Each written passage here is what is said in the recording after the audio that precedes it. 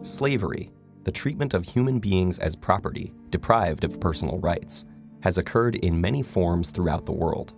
But one institution stands out for both its global scale and its lasting legacy. Numbers involved in the Atlantic slave trade are truly staggering. From 1500 to 1880 CE, somewhere between 10 and 12 million African slaves were forcibly moved from Africa to the Americas, and about 15% of those people died during the journey. The majority of enslaved Africans were taken from 6 primary regions: Senegambia, Sierra Leone and the Windward Coast, the Gold Coast, the Bight of Benin, the Bight of Biafra, and West Central Africa, also known as Congo and Angola.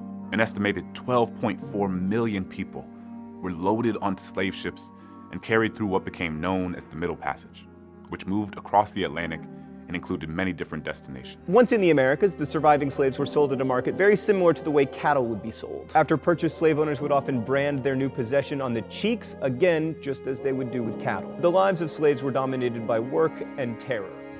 The idea that I am not human, that I have no soul, that I am a beast. Brand me, burn me, whatever, and no recourse, nothing. The history of humanity is filled with oppression, dominance, war, and slavery. Since the beginning of time, people in different parts of the world have forced their fellow humans into slavery. The tale of the Atlantic slave trade is the history of millions of Africans who were forced out of their communities by European slave traders and shipped across the Atlantic in conditions of great cruelty. When Portugal and Spain started conquering and establishing colonies in the New World in the early 1500s, they forcefully made the Indians work their plantations. However, European diseases and the violence of conquest led to the death of many of the Indian slaves. This led to a labor shortage in Europe and made the Europeans look towards Africa for a solution. As voyages to Africa progressed, and with many expeditions by Portuguese and Spanish explorers, Africa became a major source of supply of slaves to Europe. In the Spanish West Indies, as well as the Portuguese colonies in Brazil, the Indian slaves were gradually replaced by Africans. These Africans were stripped of their identity and occupation. To refer to them as just slaves is incorrect, because before being captured by the European, many of them were farmers, merchants, soldiers, musicians, goldsmiths, blacksmiths, and many more. They were husbands, fathers, wives, children, and mothers. They had origins and heritage, but when the Europeans came and took over their communities, they became captives and had to be boarded on large ships and taken to Europe. The European slavers dispersed them across the Americas and different parts of Europe. They were forced to lead lives under terrible conditions and face severe labor conditions. They were stripped and flogged and forced to work very long hours, often under terrible weather and health conditions. The transatlantic slave trade transported between 10 million and 12 million enslaved black Africans across the Atlantic Ocean to the Americas. You might have heard of the triangular trade, right? And how Africa was a major part of this trade, although suffering economically, while the other two parts that made up the triangle enjoyed huge economic benefits. We'll get to that shortly. The first slave voyage from Africa to the Americas is believed to have sailed in 1526. But even before this period, Africans were bought as slaves directly from Europe, and even native inhabitants of America were also enslaved by European explorers.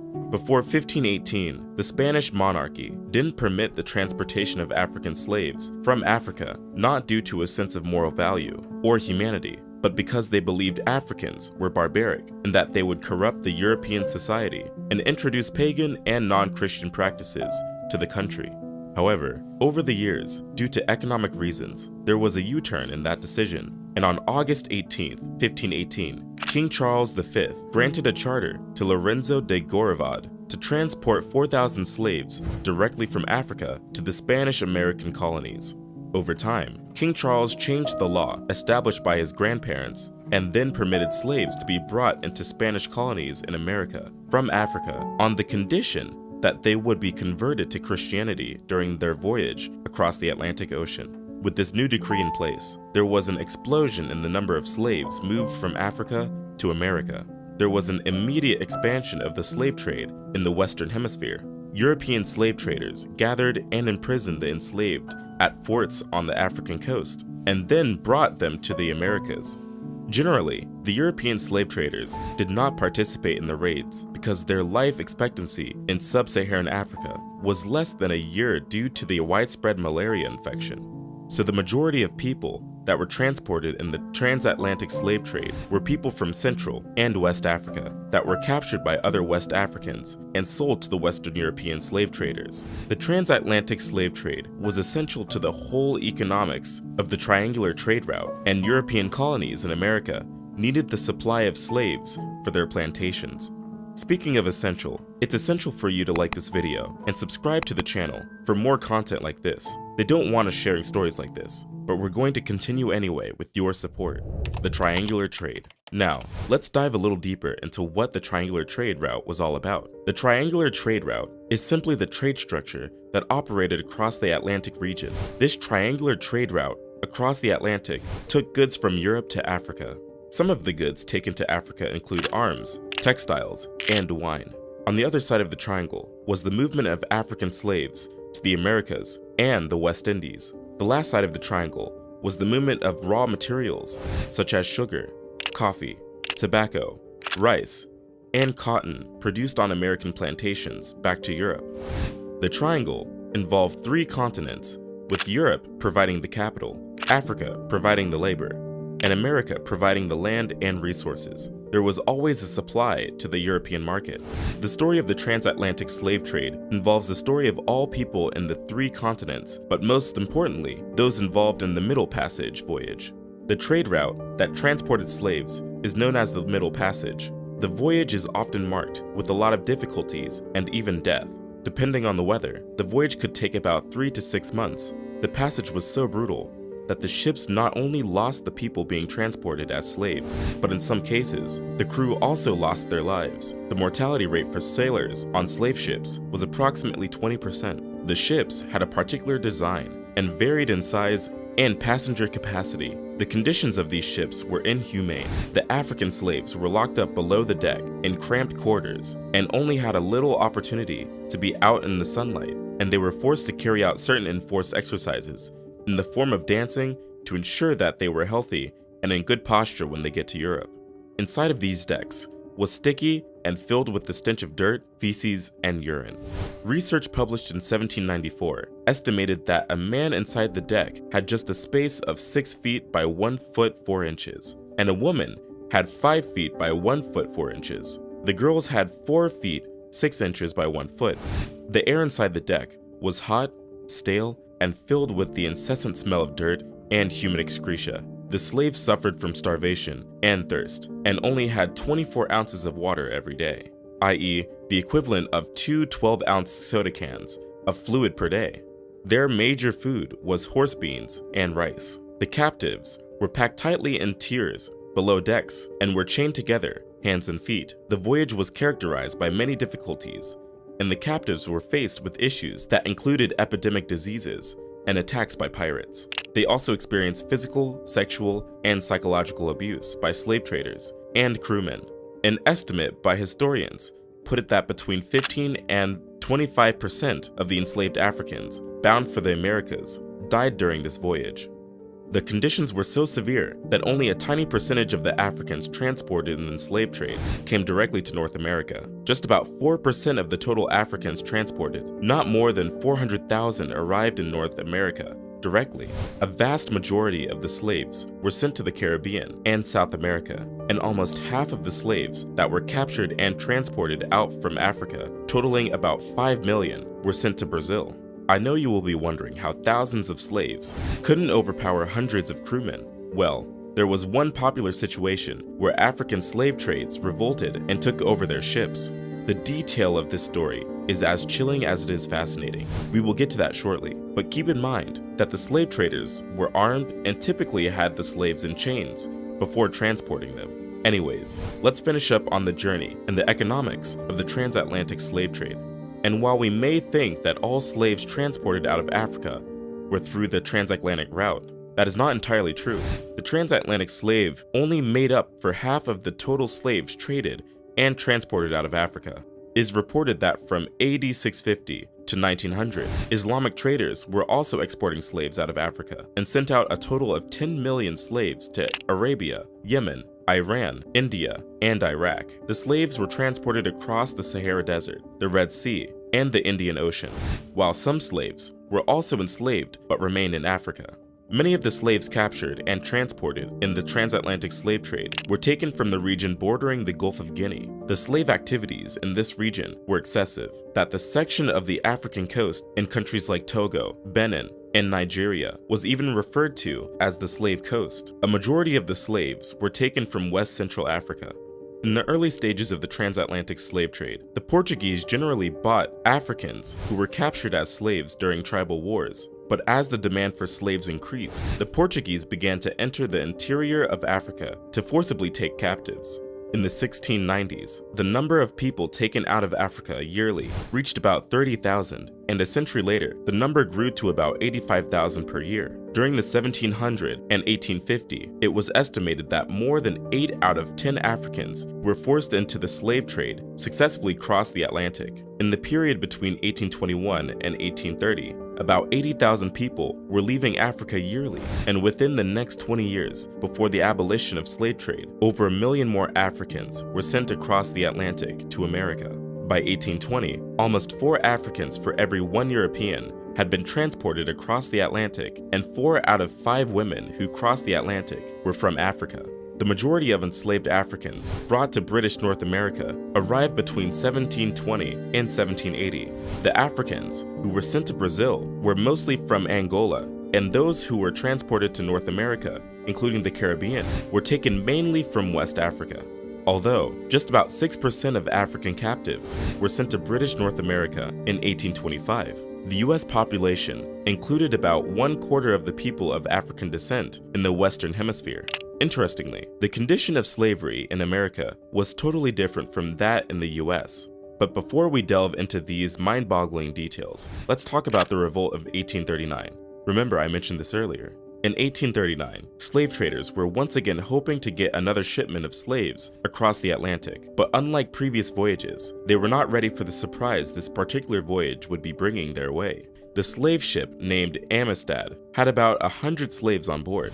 As the ship moved near the coast of Cuba, the unwilling passengers of the ship, who were recently abducted from Africa, numbering about 53, revolted aggressively. The revolters were led by Joseph Sink. They killed the captain and cook, and only spared the life of the Spanish navigator so that he can sail them home back to Sierra Leone. However, the navigator managed to sail the Amistad northward. 2 months later, the US Navy intercepted and seized the ship off Long Island, New York. The ship was towed to New London, Connecticut, and the mutineers were held in jail in New Haven, Connecticut. This event had significant political and legal repercussions in the American abolition movement. At that time, the Spanish embassy demanded that the African slaves are returned to Cuba, and this led to the 1840 trial in Hartford, Connecticut federal court. New England abolitionist Louis Tappan was successful in drawing public sympathy to the Africans and was able to battle it with the pro-slavery US government. However, the US president at the time, Martin Van Buren, ordered a Navy ship sent to Connecticut to return the Africans to Cuba immediately after the trial. The interesting part of this incident was the legal proceeding that ensued. The prosecutors argued that as slaves, the mutineers were subject to the laws governing conduct between slaves and their masters. And this is where it gets interesting. The trial testimony showed that while slavery was legal in Cuba, the importation of slaves from Africa was not. The judge therefore ruled that the Africans were not merchandise, but were victims of kidnapping, and so had the right to escape their captors in any way they could. When the US government appealed the case before the US Supreme Court, the following year, former President John Quincy Adams was able to win the court ruling in favor of the Amistad rebels. The Supreme Court upheld the judgment of the lower court through contributions from private and missionary societies. The 35 surviving Africans secured a passage home. They arrived in Sierra Leone in January 1842 alongside 5 missionaries and teachers who later founded a Christian mission in the country. While we could definitely blame the Europeans for the activities of the Atlantic slave trade, Africans were also involved in slave trade activities. Africans were involved in kidnapping adults and stealing children for the purpose of selling them. They used European intermediaries or agents to sell off these captives in exchange for merchandise or arms. In most cases, those sold into slavery were usually from a different ethnic group than those who captured them, and it didn't matter if they were enemies or indigenous of a neighboring village. The captive slaves were stripped of any identity they had and simply referred to as other. They were not seen as part of the people of the ethnic group or tribe. Also, while African kings were very much interested in protecting their villages, in some instances, thieves and criminals were sold out into slavery as a way to get rid of them. Many other slaves were gotten through raids at gunpoint, which were organized by different ethnic groups, and in some instances, as a joint venture with the Europeans.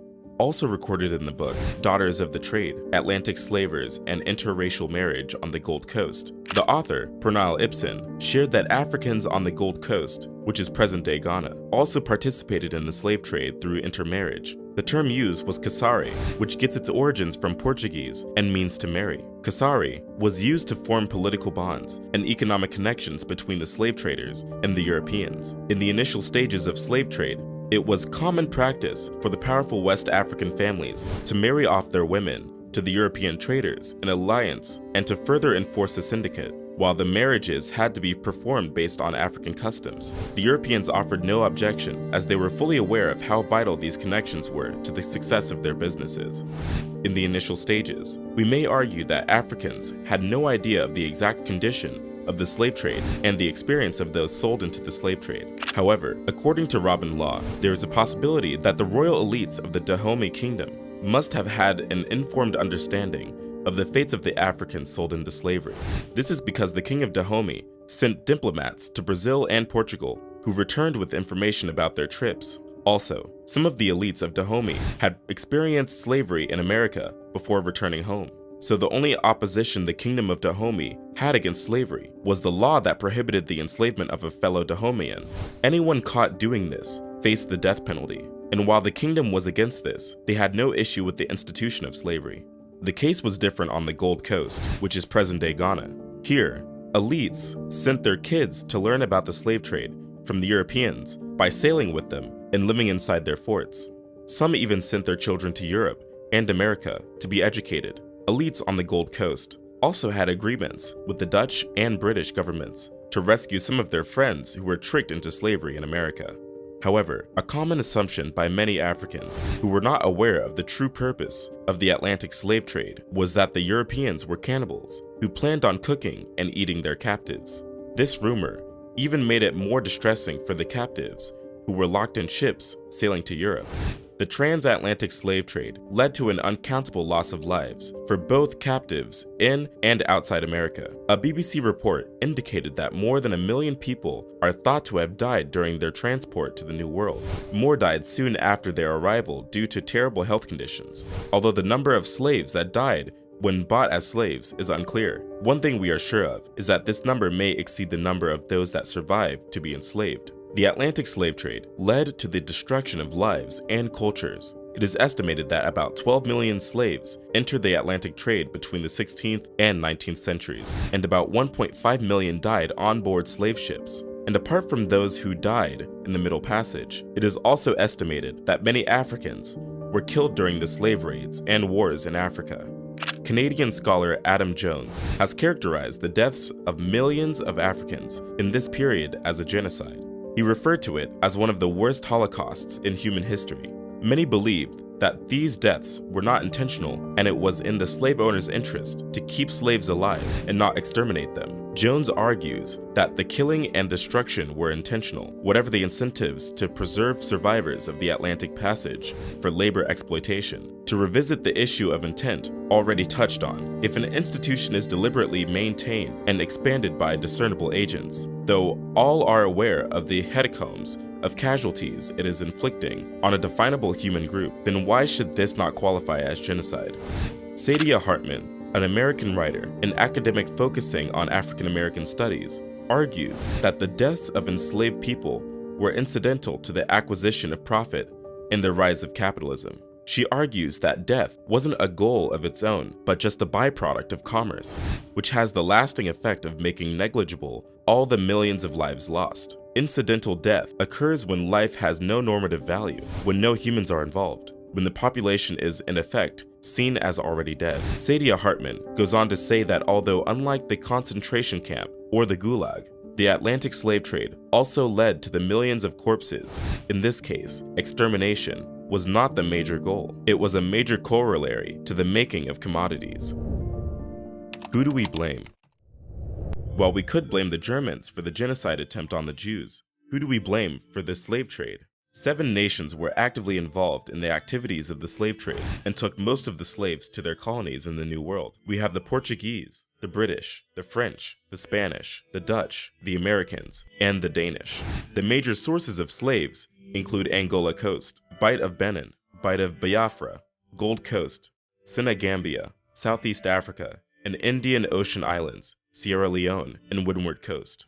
The presence of European slavers also affected how the legal code in Africa worked. According to Kamani Nahusi, many African societies changed the punishment for certain crimes and the way they responded to certain offenders. Some crimes, which were traditionally punishable by some other form of punishment, became punishable by enslavement, and offenders were now sold to slave traders. David Stannard, the author of American Holocaust, showed in his book that 50% of African deaths occurred in Africa as a result of wars between native kingdoms, which produced the majority of slaves. The practice of enslaving enemy combatants and their villages was widely practiced in West Africa. Indeed, the slave trade was largely a byproduct of tribal and state warfare. By selling off captives, they were also able to finance future warfare and also remove potential dissidents after victory. However, some of the African nations, such as Igala, Kabu, Bono State, Oyo, Ashanti, Dahomey, and the Oro Confederacy, were more brutal in this practice. Truly, Africans were fully involved in the slave trade and even aided it in many ways. But we can't take away the fact that the Europeans provided the incentives that made this activity thrive. In one of the letters written by Manikongo Nzinga Afonso to the King João III of Portugal, he writes to the king requesting that the king stop sending merchandise that is fueling the war between the different tribes. He begs the king to stop sending merchandise and rather send more missionaries. In one of his letters, he writes, "Each day the traders are kidnapping our people, children of this country, sons of our nobles and vassals, even people of our own family. This corruption and depravity are so widespread that our land is entirely depopulated. We need in this kingdom only priests and school teachers and no merchandise, unless it is wine and flour for mass. It is our wish that this kingdom is not a place for the trade or transport of slaves. Many of our subjects eagerly lust over Portuguese merchandise that your subjects have brought into our domains. To satisfy this inordinate appetite, they seize many of our black free subjects. They sell them. After having taken these prisoners to the coast, secretly or at night, as soon as the captives are in the hands of white men, they are branded with a red-hot iron." Despite the vast consequences of the transatlantic slave trade, there have been worldwide apologies from different nations that benefited and grew their economy based on labor from the slave trade. In 1998, UNESCO designated 23 August as International Day for the remembrance of the slave trade and its abolition. This led to several other events that recognized the adverse effects of slavery on the African continent. In 2001, during the World Conference Against Racism in Durban, South Africa, African nations demanded a clear apology for slavery from the former slave trading countries. Some nations were ready to express an apology. However, the opposing countries, majorly the United Kingdom, Portugal, Spain, the Netherlands, and the United States, blocked any attempt to do so. The reason for this opposition by these countries could be due to concerns that accepting their involvement in slavery would also require that they make monetary compensations to the affected African nations. Since 2009, there has been a continuous effort by the UN to create the UN Slavery Memorial as a permanent remembrance of the victims of the Atlantic slave trade. This video is crazy, but if you want to learn some more Black history that they never taught us in school, click the link in the screen. It's a story I'm sure you don't want to miss. We'll see you over there. Don't forget to like, share, comment, and subscribe. Thank you for watching.